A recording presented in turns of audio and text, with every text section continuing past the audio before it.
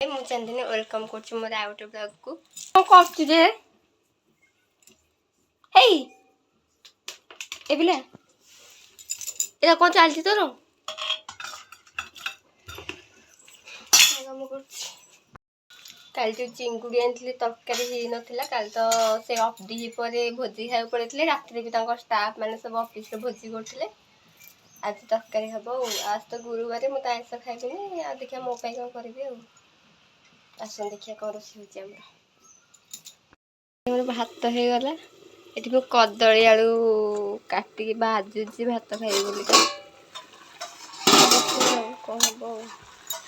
ସିଝେଇଛି ତାପରେ ସିଝିଗଲା ପରେ ଭଜା ହେବ ଆଉ। ଚିଙ୍ଗୁଡ଼ି ତରକାରୀ ବି ହେଇଗଲା। ଚିଙ୍ଗୁଡ଼ି ତରକାରୀ ବି ହେଇଯାଇଛି ତାଙ୍କ ପାଇଁ।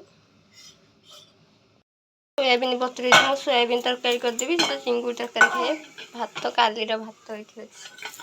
କ'ଣ ଯେ କ'ଣ କ'ଣଟା କ'ଣଟା ଯେ ପାଣି? ତୁ ପାଣି ପିଉନୁ, ଖାଲି ଢାଳୁଛୁ। ତତେ କ'ଣ ପାଇଁ ଦେବି ମୁଁ? ଚାଲ ଚାଲ ଚାଲ। ଏଠି ମୁଁ କଦଳୀ ଆଳୁ ଭାଜୁଛି। କାଲିର ଭାତ ଥିଲା, କଦଳୀ ଆଳୁ ଭାଜିକି ଖାଇଦେବି ଭାତ ଆଉ।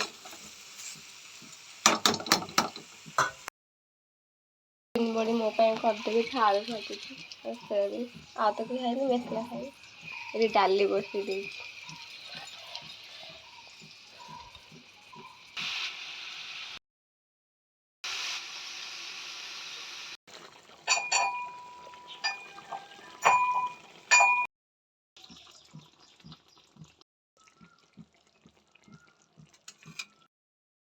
ରାତିରେ ହେଉଛି ଏଠି ଖମ୍ବା ଆଳୁ ଭଜା, ଆଉ ଏଠି ଛୁଇଁ ଆଳୁ ଭଜା ଆଉ। କାଲି ପାଇଁ ପିଠା ହବ ବୋଲିକା ବତୁରା ହେଇଛି। ମଟର, ଚାଉଳ, ବିରି। କଳା କଳା ଟାଇପ୍ର ହେଇଯାଇଛି ଯେ ଚୋପାଟା ଭଲ ସବୁ ଛାଡ଼ୁନି। କ'ଣଟା ସେଟା ବାସୁମତୀ ଚାଉଳ ବୋଉ ଆଣିଥିଲା ଯୋଉ।